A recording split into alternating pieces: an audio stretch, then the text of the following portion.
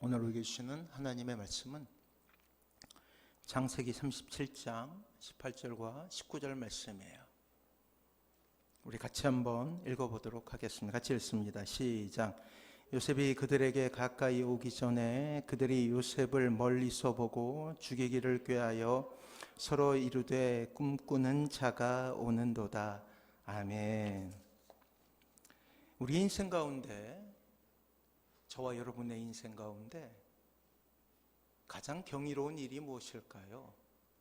그것은 바로 하나님의 자녀가 되었다라는 놀라운 일이죠.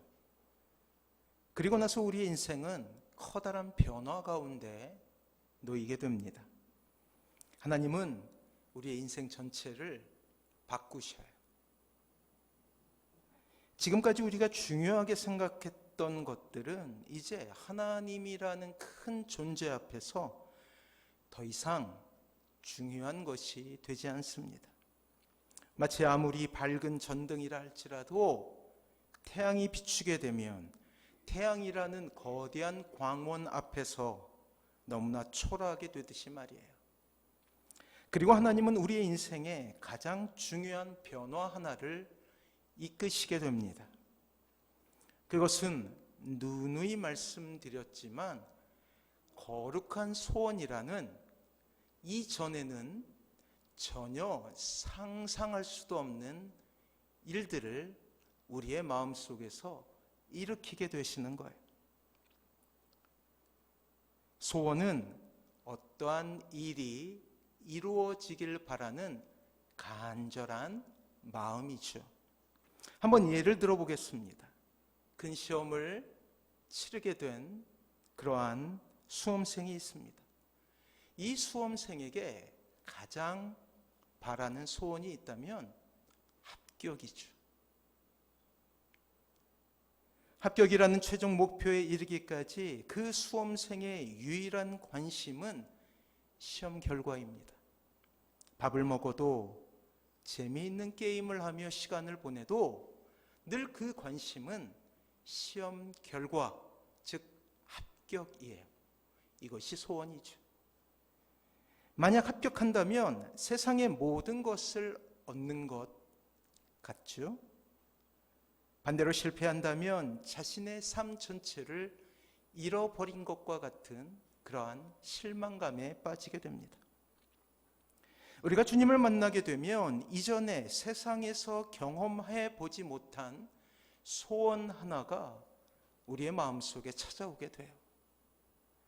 이전에 우리가 경험한 소원은 나를 중심으로 한 간절한 기대였습니다.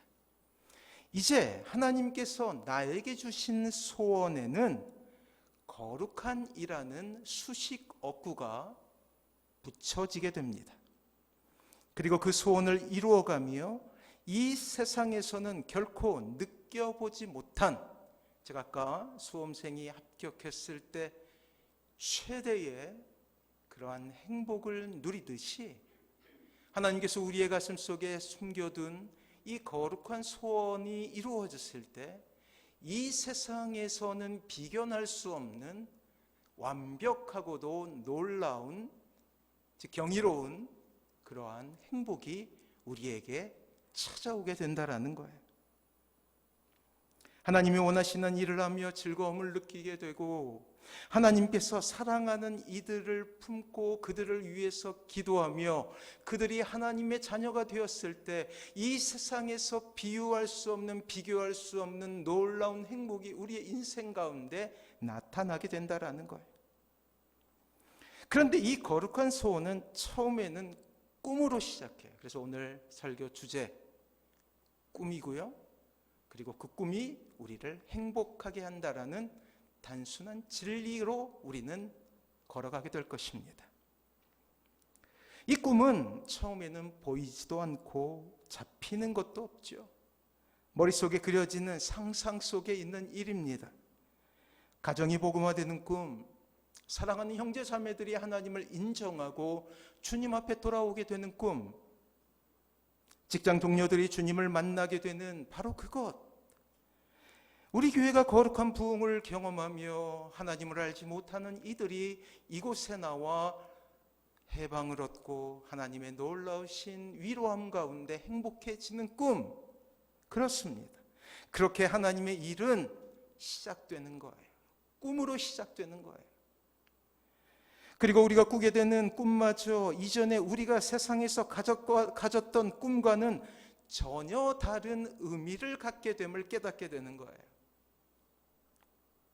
이런 말이 있습니다. 언제가 여러분들에게 소개한 말이 있죠? 꿈 넘어 꿈, 기억하시죠? 처음에 이 말을 들었을 때는 머릿속에 탁 잡히는 그러한 의미가 없어요. 하지만 조용히 묵상해 보면 우리가 1차적으로 가졌던 꿈 뒤에 또 다른 꿈이 있다라는 의미를 가지게 되죠. 백만장자가 되기를 꿈꾸는 사람이라면 백만장자가 된 이후에 그 꿈을 의미합니다. 그것이 바로 꿈 넘어 꿈이죠. 꿈이 있으면 행복해지고, 어떤 이는 이렇게 이야기해요. 꿈이 있으면 행복해지지만 꿈 넘어 꿈이 있으면 위대해진다.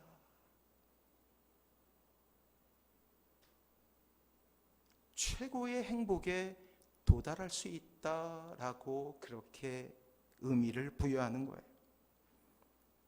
조금 설명해 보자면, 하나님 알기 전에 우리의 꿈이 돈이었다면 이제 하나님을 만난 뒤 꿈은 그 돈을 통해 무엇을 할 것인가 라는 게 꿈 넘어 꿈이라는 거예요. 하나님을 알기 전 우리의 꿈이 명예와 인기였다면 이제 우리의 꿈은 우리가 얻게 되는 이 명예와 인기를 통해 무엇을 할까? 즉 하나님의 기쁨이 되기에 무엇을 해야 할까라는 선한 질문과 또 다른 꿈을 꾸게 되는 것, 이것이 꿈 넘어 꿈이라는 거예요. 그렇습니다. 하나님을 만나게 된다 할지라도 이전의 꿈이 사라지는 것이 아니에요. 다만 변하는 것이 있다면 그 꿈 너머에 있는 새로운 꿈을 바라보게 되는 것이죠. 그리고 그것을 요약하자면 하나님의 영광이에요. 그렇습니다. 하나님의 영광을 통해 우리는 가장 행복한 사람이 되는 거예요. 꿈을 꿨대 그 꿈을 이룬 다음에 무엇을 할 것인가를 고민하고 그 꿈 넘어 꿈이 이루어졌을 때, 즉 하나님께 영광을 돌리는 삶을 살아가게 될 때 우리는 세상에서 상상할 수도 없는 하나님의 놀라운 행복을 경험하게 된다라는 거예요. 이전에 우리가 세상에 살 때면 그 꿈 자체가 최종이었다면 이제 그 꿈을 통해 하나님이 원하시는 일들을 해야겠다라는 놀라운 반전이 생기게 된 거예요. 그 꿈을 징검다리 삼아 더 의미 있고 이타적인 발걸음을 내딛게 된다라는 것이죠. 하나님께서 기뻐하신 일에 관심을 갖고 더욱 맹렬하게 열정적으로 열심을 가지고 이 세상을 살아가며 꿈 넘어 꿈이라는 새로운 목적을 향해 달려가게 되는 거예요. 그래서 꿈 넘어 꿈은 단순히 개인의 행복이나 훌륭함에서 넘어서 한 사람을 위대하게 만드는 놀라운 원동력이 되는 것입니다. 오늘 우리는 이 꿈을 통해 행복한 삶의 그 30번째 이야기를 풀어내려고 해요. 한번 질문 한번 해볼까요? 여러분의 꿈은 무엇입니까? 아니, 꿈은 있기나 하십니까? 어젯밤에 꾼 그 개꿈 말고요. 저는 이번 도쿄올림픽을 통해서 꿈 때문에 행복한 한 청년을 만날 수가 있었어요. 높이뛰기 우상혁 선수이죠. 이렇게 오랜 시간 동안 높이뛰기를 본 적이 없었는데 그 사람의 표정이, 그 사람의 도전이 저를 집중하게 했어요. 더 놀라운 것은 그 사람의 행복이 저를 행복하게 만드는 경험을 하게 됩니다. 비록 그는 메달을 따지 못했지만 꿈 때문에 행복한 사람이었고 그 웃음을 보며 많은 사람도 행복해질 수 있는 것이죠. 놀랍게도 그날 어릴 적에 교통사고를 당했대요. 그리고 한쪽 발보다 무려 1cm나 짧아요.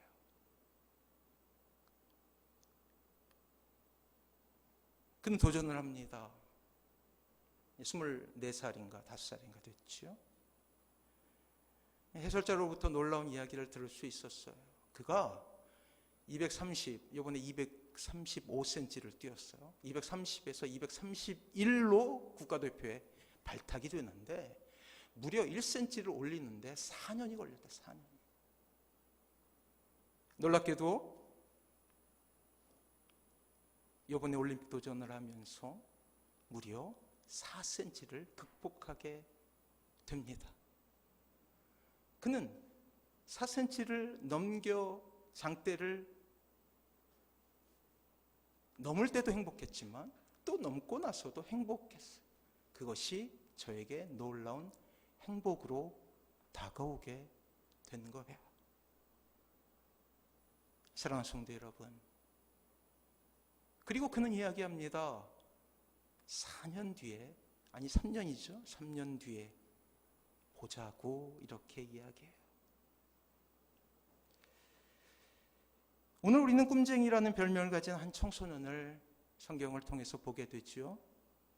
꿈은 이 아이를 어떻게 바꿔놓았을까요? 믿는 신자에게 꿈이란 어떤 의미일까요? 오늘 본문은 충격을 주며 시작하고 있어요. 오늘 본문 18절 말씀을 우리 같이 한번 읽어보도록 하겠습니다. 같이 읽습니다. 시작.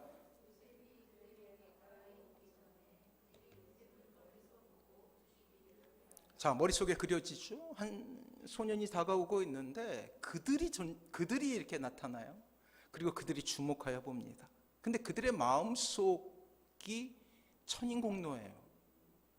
그들이 그 소년을 죽이기로 작정한 것이죠. 요셉이라는 이름을 가진 소년이 걸어왔습니다. 아직 앳된 얼굴이었죠. 사춘기 청소년의 장난스러운 얼굴을 가진 아이였어요. 먼 길을 걸어왔기에 힘든 기색, 피곤한 안색이 보입니다. 그런데 저 멀리 그 요셉에게 주목하는 사내들이 있었다라는 거예요. 건장한 사내들은 멀리서 다가오는 이 한 아이를 죽여야겠다라는 생각을 하게 됩니다. 10명가량의 건장한 청년들은 해맑게 다가오는 아이를 기다려요. 그런데 더 놀라운 것은 저 멀리서 다가오는 아이는 이미 그 사내들을 아는 듯 보였어요. 그리고 반갑게 손을 흔듭니다. 활짝 웃으며 그들을 향하여서 이렇게 불러요. 형들. 도대체 무슨 일이 있었던 것인가요? 어떤 일이 있었기에 이 가족에게 이렇게 비극적인 일들이 일어나고 있는 것일까요? 오늘 본문 19절을 통해 우리는 그 이유를 알게 됩니다. 우리 19절 말씀 같이 한번 읽어볼까요? 같이 읽습니다. 시작. 서로 이르되 꿈꾸는 자가 오는도다. 전체적인 이야기는 모른다 할지라도 이 소년이 죽어야 되는 이유는 우리는 어림짐작할 수 있게 됩니다. 이 소년이 죽어야 될 이유는 이 소년이 가지고 있었던 꿈 때문이었어요. 형들이 동생 요셉을 죽이려 했던 것은 바로 요셉의 꿈 때문이었습니다. 그리고 우리는 창세기 37장 전반부에 요셉의 꿈이 무엇인지를 발견하게 되는 거예요. 자신의 일생을 예언하신 하나님께서 꿈꾸게 하신 요셉의 꿈을 볼 수 있게 됩니다. 우리 창세기 37장 5절 말씀 주보에 있어요. 우리 같이 한번 읽어볼게요. 같이 읽습니다. 시작. 요셉이 꿈을 꾸고 자기 형들에게 말하며 그들이 그를 더욱 미워하였더라.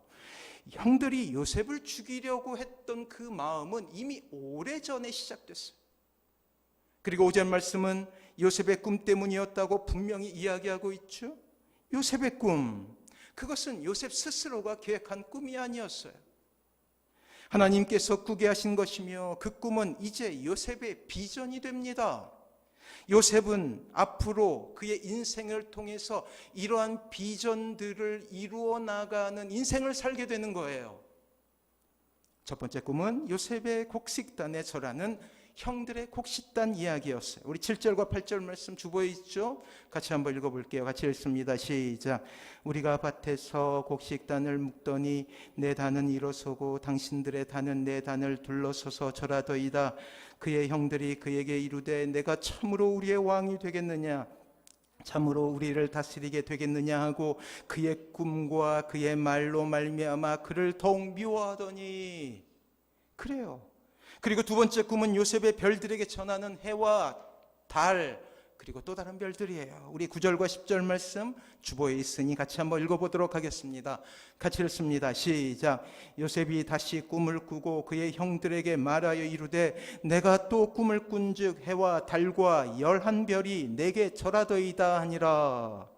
이 당시 구약의 백성들은 꿈을 통해 하나님의 뜻을 구하고자 노력했던 사람들이, 눈치 없게 요셉은 꿈을 꾸고 형들에게 자랑하듯이 이야기합니다.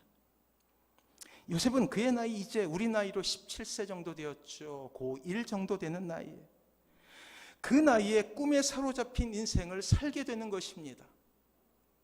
하나님은 나이 17살에 요셉에게 꿈을 보여주셨고 그 이후로 1분 1초도 이 꿈을 생각하지 않고는 살 수 없는 인생을 만들어 버린 거예요.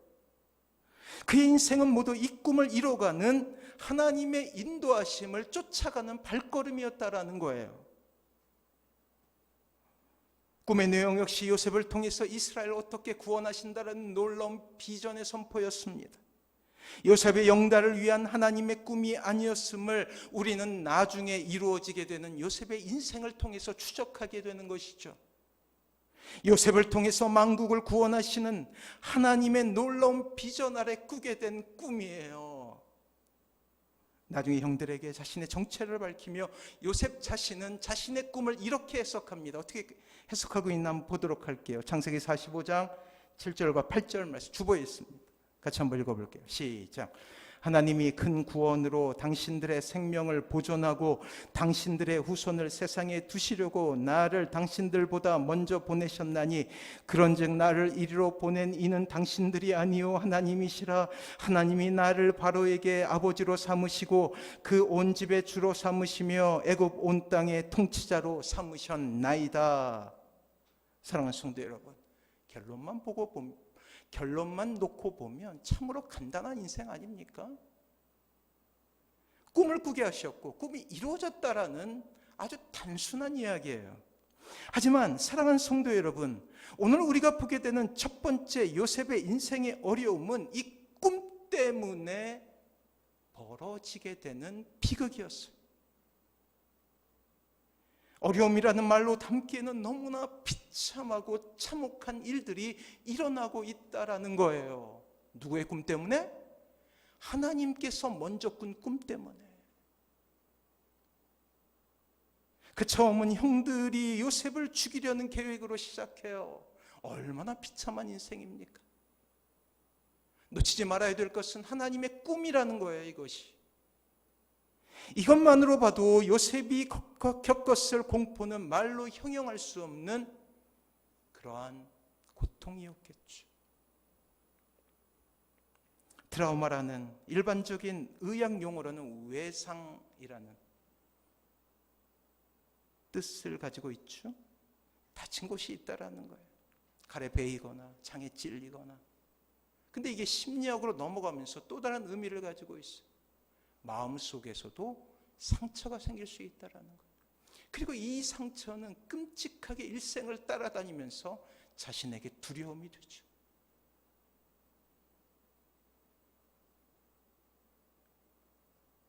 이것은 믿지 않는 사람에게도 큰 불행으로 작용하지만 놀랍게도 관찰을 해보니, 연구를 해보니 믿는 사람에게도 신앙의 도전 가운데 큰 장애물이 된다는 사실.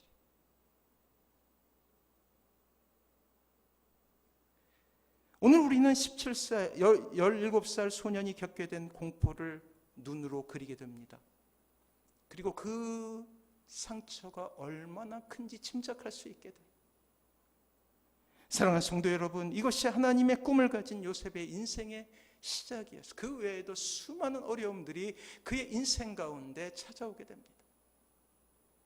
그 이전까지 그는 부모님의 사랑을 받았던 사람이요, 가정이라는 울타리 안에서 그저 행복을 누리는 것이 자연스러운 아이였어. 허나 그에게 그 꿈의 첫 발걸음은 트라우마가 됩니다. 그의 인생은 그 꿈으로부터 시작된 가히 절망적인 상황의 반복이었어요.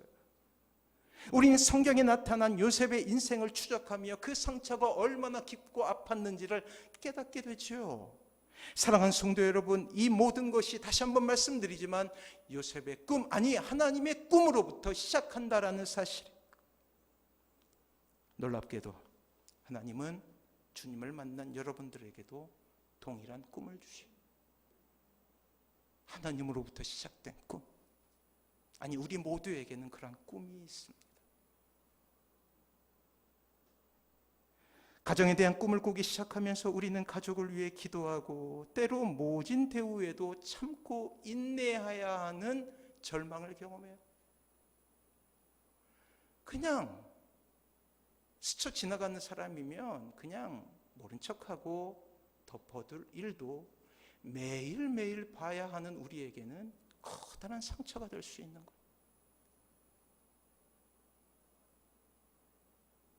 우리 인생에 대한 꿈을 꾸기 시작하면서 우리는 게으름과 싸워야 하고, 또한 편해지려고 하는, 나태해지려고 하는 나 자신과 끊임없이 싸워야 한다라는 거예요. 하나님을 알기 전에 적대적이지 않았던 악한 영이 드디어 그 발톱을 세우고 하나님의 자녀라는 이름에 흠집을 내기 위해서 끊임없이 공격하는 그 공격 가운데서 삶이 지칠 때가 있다라는 거예요. 교회에 대한 꿈, 하나님에 대한 꿈을 꾸기 시작하면서 구체적인 고난 가운데 놓이기도 하고 섬김과 봉사라는 새로운 수고로움 가운데 놓이기도 한다라는 거예요. 그리고 이 꿈 때문에 나타나게 되는 모든 고난은 우리를 만들어 가시는 하나님의 방편으로 이 고난을 겪어가며 우리는 만들어져 가는 거예요. 놀랍게도 과정이라는 시간은 하나님의 시간이에요. 단 한순간도, 단 한 번도 하나님은 이 과정을 무시한 채 하나님의 일을 이루신 적이 없다라는 거예요.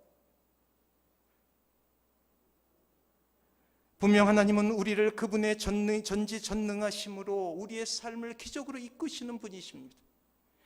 그렇게 기적으로 수노와 모든 사람들이 하나님을 알게 하고 인정하실 수 있도록 하시는 분이십니다. 생각해 보십시오. 여러분들이 모세와 같이 홍해를 가르고 바위를 치면 물이 솟아나며 여러분들이 손을 들고 기도하게 되면 홍해가 갈라지는 위대한 일들이 일어날 수 있다라고 생각을 한번 해보세요. 전쟁이 승리로 변한다면 어떻겠습니까? 주위 사람들이 너무나 신기해하며 여러분들의 발 앞에 엎드려서 나도 당신과 같이 되고 싶소라고 고백하지 않겠어요? 하지만 하나님은 과정을 사랑하시는 분이라는 거예요. 답답하지만 우리를 참아주시고 우리의 모난 부분을 연마 조금씩 갈아서 둥글둥글 만들어 결국은 하나님의 성품으로 만들어주시는 것. 그 과정의 시간이 때로 우리를 좌절시킬 수도 있겠죠. 모든 것을 포기해야 하는가라는 알 수 없는 의문 가운데 때로는 절망을 경험하기도 합니다. 때로는 우리의 육신이 비폐해지며 마치 하나님이 안 계신 것처럼 여겨지는 세월을 지날 수도 있어요.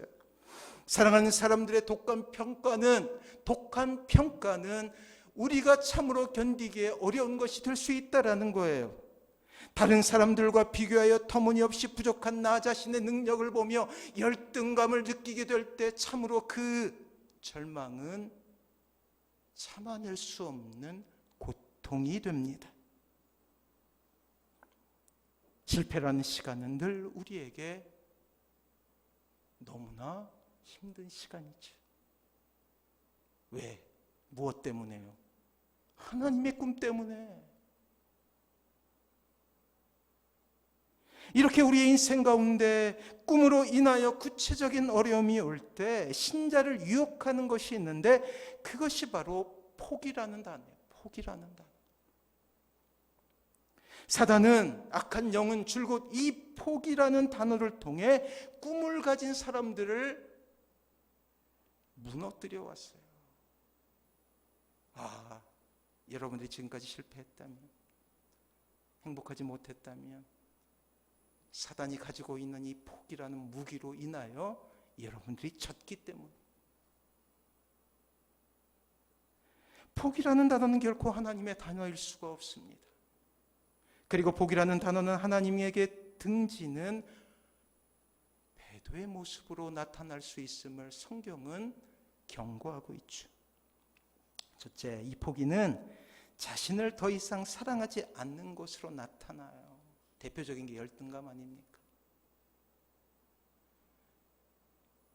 하나님은 여러분들을 사랑하십니다. 이것은 불변의 진리예요. 하지만 포기라는 단어가 지배하는 인생은 자신을 저주하며 나는 아무것도 할 수 없다라는 무기력함으로 사로잡힌 인생이 되는 거예요. 다시 한번 말씀드립니다. 포기는 하나님의 단어가 아니에요. 포기는 배추 셀 때나 쓰는 단어이죠. 비록 우리는 연약하고 부족해요. 아무리 봐도 우리 스스로 이 세상을 살아가면 결국 실패할 수밖에 없다라는 결론에 도달하게 됩니다. 하지만 여러분들은 누구입니까? 여러분들의 정체성은 무엇입니까? 전지전능하신, 나는 부족하고 나는 연약해도 전지전능, 모든 것을 하시고 모든 것을 할 수 있는 하나님께서 붙드시는 인생 아닙니까? 그렇다면 해답은 간단하죠. 포기하지 않는 거예요. 그 꿈을 가지고, 그 비전을 가지고 살아가는 거예요. 세상을 그 발 아래 두시고 세상을 운행하시는 하나님을 아버지라 부르는 존재가 바로 여러분들이라는 것이죠. 때문에 나를 볼 때는 좌절할 수밖에 없지만 하나님으로 인하여 다시금 일어나 세상을 살아갈 만한 용기를 얻고 다시금 세상을 향하여서 자신 있게 이렇게 외칠 수 있는 것입니다. 나는 하나님의 자녀다. 나는 꿈꾸는 사람이다. 라고 말이에요. 둘째, 포기는 하나님 외에 다른 즐거움 속에 자신을 방치하게 하는 거예요. 좀 더 깊어지면 자신을 또 다른 즐거움 가운데 방치하게 되었어요. 또 다른 즐거움이라는 단어를 다른 말로 표현할 수 있는데 그것을 우리는 우상이라고 부르게 되는 거예요. 하나님 외에 다른 것으로 자신의 포기를 채우려고 합니다. 어떤 사람은 술을 의지하죠. 포기라는 단어가 그 사람을 지배하게 되면 다른 것을 찾게 되는 거예요. 또 어떤 사람들은 도박이라는 것을 의지하게 되죠. 그렇습니다. 사단은 포기라는 것을 통해 결국 하나님 외에 다른 것을 의지하는 현상, 바로 중독으로 사로잡게 되는 거예요. 때문에 중독에는 그냥 즐긴다는 것 이상의 영적인 의미를 가지고 있는 거야. 누군가 중독에 빠졌다면 그것은 그 사람의 심리적 변화가 아니라 영적인 문제라는 사실을 기억해야 돼요. 그래서 거기에 맞게 공격해야 되는 거예요. 악한 영에 대해서 선포해야 되는 거예요.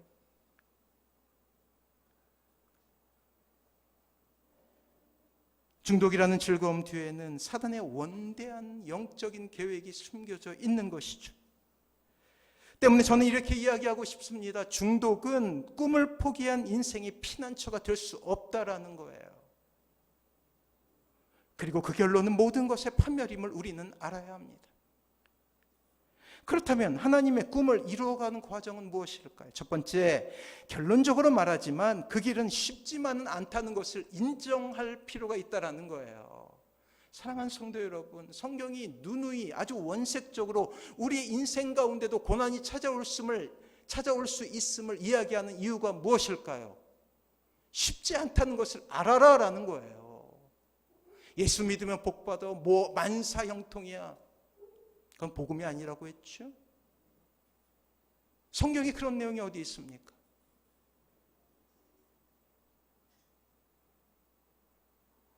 하지만 분명한 사실 하나가 있어요. 여러분의 꿈을 위한 치열한 삶 가운데 하나님께서 함께 하십니다. 이것을 믿으시기 바랍니다. 우리는 두 가지를 충족해야 됐죠. 하나님은 먼저 충족해야 돼요. 그 다음 치열함. 이 두 가지가 있어야 되는 거예요. 때로 죽음의 강을 건너기도 하고 심각한 외로움에 빠질 수도 있어요. 이 성경에 나타나는 무수한 하나님의 사람들을 보십시오. 간단한 인생이 있었습니까? 치열하지 않는 인생이 있었어요? 천만에요. 그래서 우리 성경을 깊이 묵상하면 묵상할수록 이렇게 고백할 수밖에 없어요. 왜 나만? 이란 고백을 할 수가 없어요. 왜 나만? 아니에요. 성경은 끊임없이 우리에게 이야기합니다. 인생은 어렵다. 꿈을 이루어가는 과정은 어렵다. 힘들다. 죽을 정도로 힘들다. 라고 성경은 감추지 않고 우리에게 이야기해 왔다라는 거예요. 하지만 분명한 것은 그 과정을 통해, 아까 과정은 누구의 시간이라고 했어요? 하나님의 시간. 하나님은 이 과정을 통해서 조금씩 우리를 만들어 가시고 만들어진 우리를 통하여서 꿈을 이루어 가신다는 사실을 기억해야 한다는 거예요. 두 번째는 주위 사람들의 미움을 받기도 해요. 이 시대는 꿈을 잃어버린 시대예요. 아니, 꿈을 대체한 시대 있죠. 하나님의 꿈 대신 다른 것을 꿈이라고 여기게 만드는 시대. 대표적인 예가 이 자본주의 사회에서는 돈이에요. 돈으로 권력이 모이고 돈으로 사람이 모이고, 이러한 시대에 하나님의 꿈을 가지고 살아가는 건 역시 결코 쉽지 않다라는 거예요. 결론적으로 말하면 미움을 받게 된다라는 거예요. 오늘 요셉이 꿈을 꿈으로 말미암아 형들에게 미움을 받았듯이 하나님의 꿈을 가진 사람들은 세상으로부터 미움을 당하게 되는 거예요. 세상이라고 그러니까 멀리 떨어져 있는 것 같죠? 가족이에요. 직장 동료들이에요. 옆에 있는 이웃이에요. 사랑하는 성도 여러분, 혹시 하나님의 꿈 때문에 고난을 당하고 있습니까? 지난주에 이어서 저는 이렇게 이야기하고 싶습니다. 여러분들에게 진정한 행복이 가까이 있다는 거예요. 잘 가고 있다는 거예요. 바른 길로. 낙심하지 마세요. 자신을 미워하지 마세요.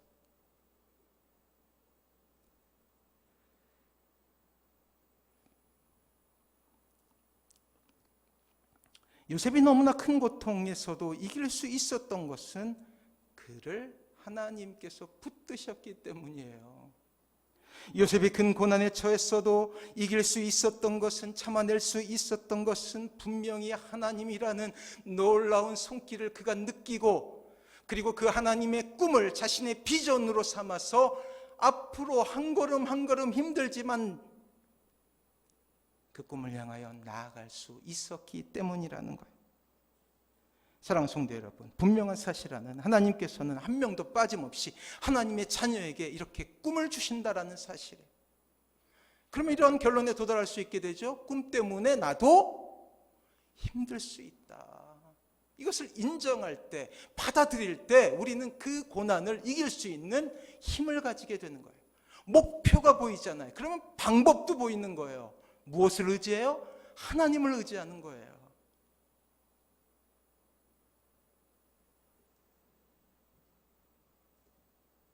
때문에 이러한 공식이 성립됐죠. 하나님의 사람은 결코 좌절하고 싶어도 좌절할 수 없는 사람이다. 왜요? 하나님이 붙드시기 때문에. 요셉은 삶의 어려움들 가운데서 이것을 학습해 갔어요.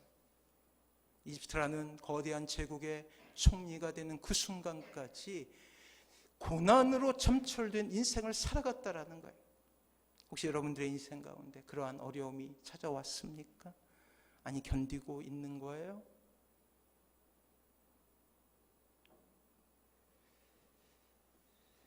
결론은 우리가 꿈을 이루는 것이 아니라 하나님의 편에 설 때 꿈은 이루어지는 것이라는 사실. 창세기 39장 2절 말씀 우리 같이 한번 읽어볼까요? 이것이 바로 여러분들이 꿈을 이루어가는 방법이에요. 같이 한번 읽어볼게요. 창세기 39장 2절 말씀 주보에 있습니다. 같이 읽습니다. 시작. 여호와께서 요셉과 함께 하심으로 그가 형통한 자가 되어. 형통한이라는 석세스, 성공이란 거예요. 성공하는 사람이 되었다는 거예요.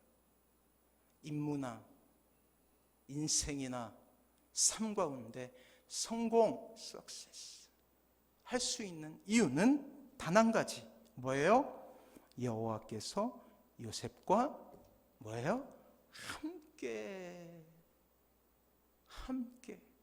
자, 좀 정리를 한번 해볼게요. 우리가 하나님의 자녀가 됐어요. 그러면 하나님께서는 한 명도 빠짐없이 무엇을 주셔요? 꿈을 주셔요. 꿈을 주셨는데 이 꿈 때문에 어떻게 될 수 있다고요? 어려울 수 있다고요. 힘들 수 있다고요. 외로울 수 있다고요. 고독할 수 있다고요. 그래서 이 꿈은 어떻게 이루어지느냐? 단 한 가지 방법밖에 없습니다. 하나님이 나와 함께 하실 때. 이 함께라는 수식어를 통해서만 우리는 우리의 꿈을 이루고 진정한 행복한 사람이 될 수 있다는 거예요. 다른 방법은 없어요. 죄송하지만. 그래서 저는 여러분들에게 이렇게 권유하고 싶습니다. 무서워하지 말고 좌절하지 말고 꿈꾸는 사람이 되십시오. 만약 우리가 꿈에서 그치는 것이 아니라 꿈 넘어 꿈을 발견하고 그 꿈을 향하여서 치열하게 이 땅을 살아가며 하나님과 동행하려고 할 때 그 목적과 그 바람은 이루어진다라는 사실을 기억할 필요가 있다는 거예요. 왜냐하면 하나님은 끝까지 우리와 함께 하시기 때문이죠. 하나님께서 우리와 함께 하시기에 우리의 꿈이 이루어지는 것입니다. 그래서 가장 먼저 여러분들이 해야 될 것은 함께라는 단어를 가지고 살아가는 거예요. 하나님과 함께 기도하고 하나님과 함께 예배하고 하나님과 함께 살아가고,